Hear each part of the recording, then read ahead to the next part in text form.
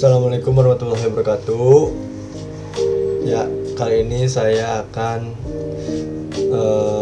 membahas tentang PowerPoint saya untuk UAS dasar-dasar ekonomi yang didoseni oleh Bu Rina ya guys ya. Oke, jadi langsung saja gitu kan. Saya mempunyai pemikiran sendiri tentang PT saya sendiri, yaitu PT Broker Port. Jadi ini tuh bekerja di bidang jasa, Bu. Jadi si jasa ini tuh membantu para supplier atau para petani-petani, pabrik-pabrik yang ingin mengeksporkan barangnya ke luar negeri.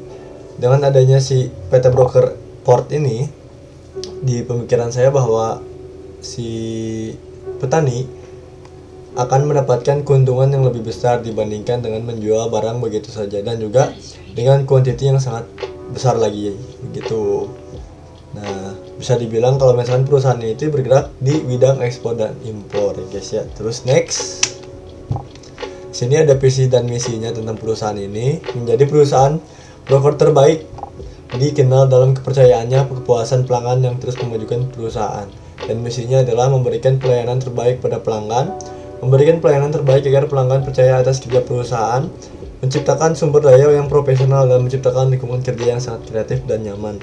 Jadi menjunjung tinggi banget bahwa profesional itu sangat penting di dalam perusahaan ini. Itu sih Bu. Terus next, ada planning perusahaan. Jadi si planning perusahaan itu harus mempunyai suatu warehouse atau gudang yang luas untuk menyimpan barang dan juga kantor di dalamnya. Nah, kegunaan si warehouse ini tuh buat nyimpen barang-barang dari pabrik, barang-barang dari petani, misalkan kayak ubi, terus beras yang ingin diekspor ke luar negeri, kayak gitu Bu. Terus juga ada kantor. Nah, si kantor ini teh gunanya apa di dalam gudang? Buat ngesusun si barang-barang di gudang tersebut. Terus juga tentang persyaratan dokumen-dokumen yang harus dilakukan tuh seperti apa di kantor itu tuh gitu. Yang kedua, memiliki tempat yang strategis. Nah, jadi si tempat strategis itu sangat penting Bu. Jadi kalau misalkan antara kabupaten sama kota, kita di tengah-tengahnya lah gitu, antara perbatasannya gitu. Karena kan kebanyakan supply tentang petani kan banyaknya di kabupaten ya Bu ya.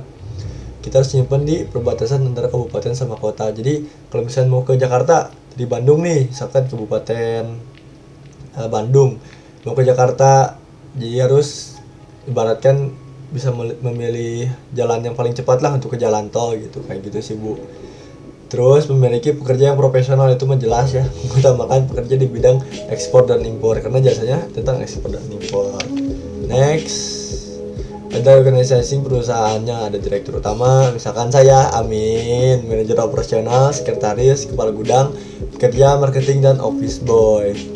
Jadi yang paling utama tuh ya ini sih organisasi perusahaan, karena kita juga di kantor harus mempunyai suatu broker yang jelas dibagi-bagi gitu kan, untuk bisa memajukan perusahaan kita gitu. Next, ada acting perusahaan memiliki broker yang sangat jelas untuk mempermudah para pekerja, memberikan bimbingan kepada para pekerja. Yang kedua, memberikan planning ke depannya untuk para pekerja.